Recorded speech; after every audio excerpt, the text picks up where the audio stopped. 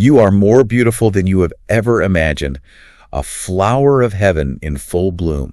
Wow. Quite a statement to start with, isn't it? It really is. That's how Roger Lanphear kicks off Chapter 1, Centering in the Heart, in his book, Unified, A Course on Truth. And today on the deep dive, we're going to, dig into what that really means. We'll be looking at the book, obviously, but also the Babaji Unified 2025 series on YouTube. Yeah, the Meditate for Wellness channel stuff. It adds a lot of depth. Exactly. So our mission today... Your mission really is to unpack what it means to be made in God's image, why we often feel so disconnected from that idea. Yeah. And most importantly, how you can actually experience this truth in your everyday life. Hopefully some aha moments are coming. A shortcut to knowing your deepest self. I like the sound of that. Okay, so let's jump in. This fundamental truth, our inherent divinity, this flower of heaven idea, it feels... I don't know, almost aspirational, not real. How does Lanphear make it tangible? Well, what's really striking is the tense he uses. It's present tense. Okay. It's not you will become divine or you used to be divine. It's I am now in the image of God. Right now. Right now. Think about that. I mean, it implies it's a completed act. God created you completely in his image. Already done. So nothing to do. No striving required. Exactly. It's not something you earn or achieve. It's just your current reality, already perfect. Okay, that is radical. Already everything. But, that doesn't really line up with how most of us feel, does it? No, it often doesn't. We're always trying to learn, to grow, to fix things. So how do we square that everyday experience with this idea that we're already perfectly evolved, that there's nothing new to learn? It's a great question. And the key is, it's not about learning something new because in essence, you are already complete. The course, the work, it aims more for a slight correction in your thinking. Does that make sense? It's like a perspective shift. Exactly, a shift. Clearing away the mental clutter, the misconceptions, so you can arrive at the experience of your true self, which is already there, already perfect. So it's more a journey of recognition, maybe? Not acquisition. Recognition, not acquisition. I like that. So that leads to the big puzzle then. If this divinity is inherent, if we're already whole, why do we feel incomplete so often? Why have we lost touch? What's the main barrier? The book points pretty clearly to our perception, how we experience reality. Our senses. Primarily, yes. Our 5 physical senses, sight, touch, hearing, taste, smell. They're obviously crucial for, getting around in the world. Sure. But they only show us a tiny, tiny fraction of our total existence. Like the classic iceberg analogy. Precisely. Your beautiful physical body, that's just the visible tip. There's so much more beneath the surface. So our senses have limits. Like our eyes only see a certain bandwidth of light. Exactly. They have limited spectrums. And because we rely on them almost exclusively to know we're even here, they kind of confine our understanding of ourselves. Okay, so beyond this limited perception, this tip of the iceberg, what's the rest of it? What does our true self actually look like or feel like? Well, the description is quite something. It's described as being alive, vibrating in love. Vibrating in love. And the source of your happiness and your abundance. It's an inner reality, you see, not something outside. Okay. And the idea is, as you start to realize this, as you make that shift in thinking we talked about, these qualities just become self-evident. They're not sleeking or hidden. You're just sort of getting acquainted with what was always there. Getting acquainted. Okay.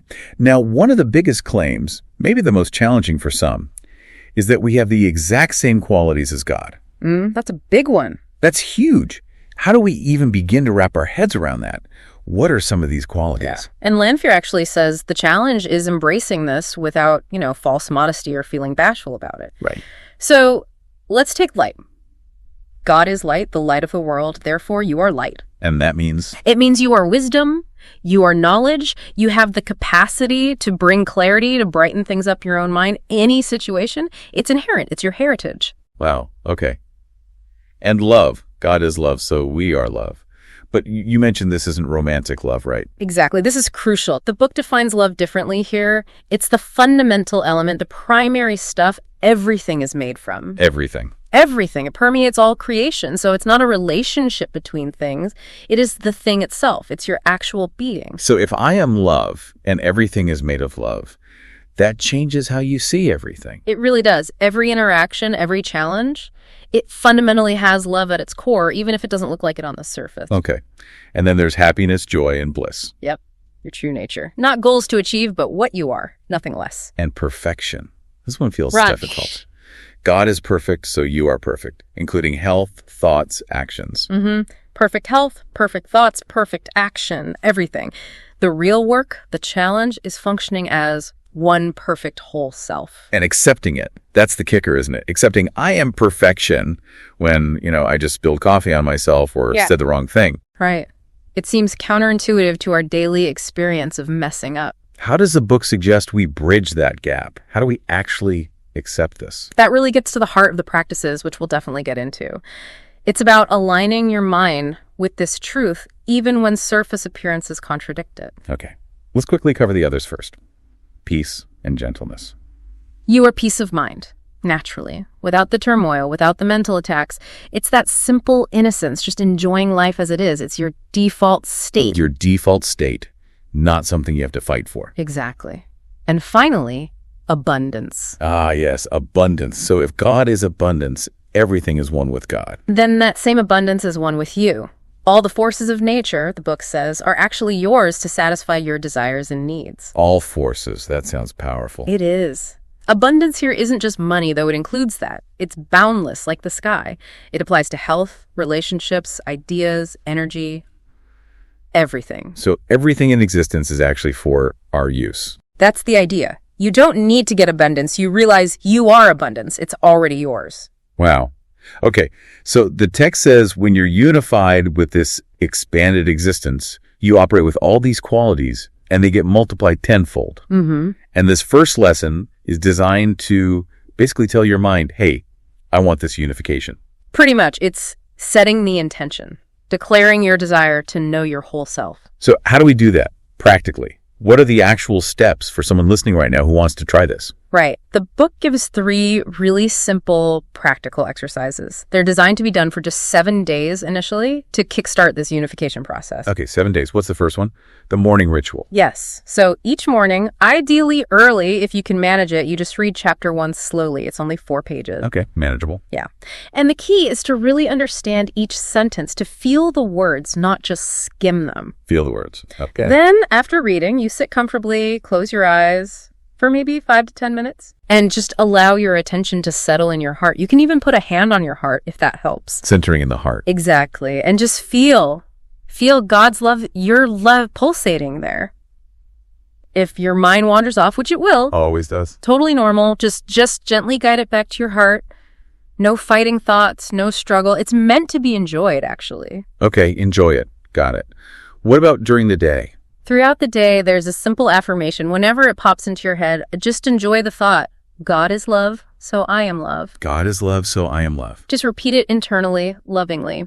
The idea is repetition, like learning your times tables back in school. You're programming this truth into your subconscious. The subconscious. So it starts to become automatic behavior, automatic feeling. Makes sense.